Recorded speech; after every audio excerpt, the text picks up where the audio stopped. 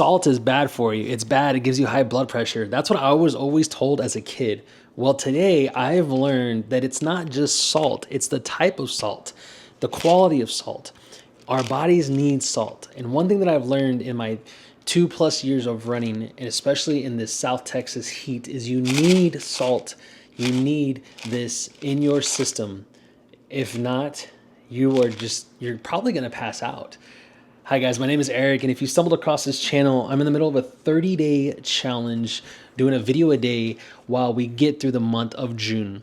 And today I want to talk to you about hydration and how important it is. So from someone that is into my second, maybe third year of running, I've learned a thing or two on properly hydrating your body to maintain the level of effort that you're putting out there while you're running in this crazy triple-digit temperatures. And beyond that, I've learned one thing from the 6 years in roofing. I said that kind of weird. 6 years in roofing. I have learned how to stay healthy and not get sick from the sun, heat exhaustion, all that jazz that happens on a daily basis here in Texas. Guys, when I first got into roofing, I would go out there and it was super duper hot, right? And you're drinking water. You're like, oh man, I gotta get the water. I gotta get the water. And that's when I got introduced into Topo Chico, which is my favorite bubbly beverage there is. And the guys, the roofers up on the roof, working in the sun, the heat, sweating, they would get this Topo Chico and they would do two things with it. They would add sea salt or some kind of pink Himalayan salt, a salt. They would add salt to this water and then they would add lime. And at first I was like, what are they doing? Well, what I quickly learned was the salt is needed by the body. You have to have salt in your system. That is what's going to propel you, and it's going to help maintain the moisture levels in your system. So when you're out there running, when you're out there training, you need to make sure that you're maintaining something a little bit more than just pure water. If you just have pure water, you're going to get sick. I'm telling you right now. So the easiest way to start this is by mixing in a little bit of pink salt and maybe some lime or some lemon in your water. That's going to be the cheapest way to do it. It's going to be the easiest barrier to entry. Now, that's going to only get you so far. It doesn't have other things that your body needs. The main thing is the sodium. That's what you're giving to your body, but it doesn't give you potassium or magnesium, which is also what your body needs when you're performing at these levels and basically sweating, in my opinion, like a gallon a minute. I'm not even exaggerating when I say I sweat a lot when I run. So if you want to do something a little more extreme, not even extreme, just if you want to step it up and really feel the effects of proper hydrating your system before you go on these runs, I highly recommend electrolyte mix. My personal favorite is the one by BPN, and this flavor right here, let me tell you, this is the salted watermelon.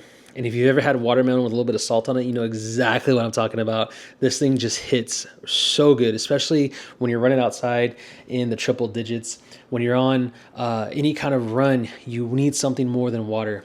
So I've done about 4 half marathons, and I've done 1 full marathon. And on my last half marathon, I did not take any of the electrolytes on the course. I drank pure water.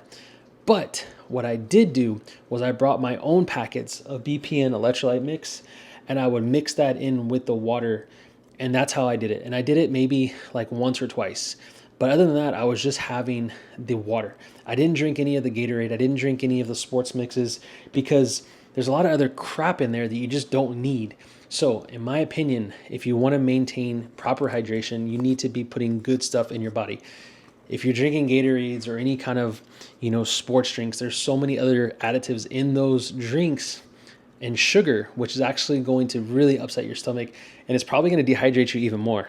That's what I think, at least, because I've drinking those drinks in the beginning when I first got into running, and I found myself getting an upset stomach, getting sick, literally having to stop and, getting sick. So I had to do some research, and what I found was it's electrolytes that you need with sodium, potassium, and magnesium, and that's it. You don't need sugars. You don't need any other flavoring, nothing like that. This stuff is really good. The BPN electrolytes, I'm telling you right now, this is my go-to. I drink this all day long, whether I'm running or I know I'm going to be out in the sun. I'm going to, if I go to the beach, I'm going to be having some of this. This is how I stay hydrated. I will mix this in with half a gallon of water at a time. and I will sip on it all day long. That's what's in this stuff right here. I used it today. I use it every day, and it really, really makes a difference. So guys, if you are getting into running and you are just drinking water and you find yourself getting weak or hitting a wall, maybe even getting sick, you probably need to start adding some electrolytes into your water. Sipping throughout the day is going to be what's best for you. Now, the biggest thing that you want to do is do this the day before you're going to do a big effort. So if you're planning on going for a run first thing in the morning, you need to drink that gallon of water the day before. Or if you're going to run the next day, you'll be fine. But if you wait till the day of, it's almost too late and you're not going to be properly hydrated. And I'm telling you right now, if you start to feel the effects of dehydration, you took it too far. I've had friends in the construction business, in the roofing business, and then I've had people in running get sick and hospitalized from dehydration. And I just find it crazy to think that it's so avoidable. It's super avoidable if you just properly hydrate yourself. And I get it. I mean, you're on the go, you're going and you forget to drink water. That's why I like to have a half-gallon jug with me. I even have the big Yeti gallon. I will fill that thing up, and I know that I have to deplete that entire bottle by the end of the day to maintain proper hydration. If I don't finish that, I'm gonna get sick the next day because I have a big run coming up or something like that. So that helps me guide it to make sure that I hit that 1 gallon a day. Guys, I hope this helps you on your levels and quality of hydration. You need some kind of electrolyte mix. And if you don't want to go that route, at least the bare minimum, add some salt to your water. Not a crazy amount, just a little bit of salt. Mix it up. You'll barely taste it, but you'll start to feel the effects.